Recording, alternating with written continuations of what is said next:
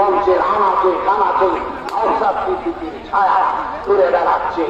আমরা প্রত্যেকে নওশাদ সিদ্দিকী, সবাই সমস্যায় বলুন, আমরা প্রত্যেকে তাই নওশাদ সিদ্দিকী আসে না নেই, আমরা তার বক্তব্য শুনবো। তো আসুন এবার আমরা ভাইজানের বক্তব্য শুনবো।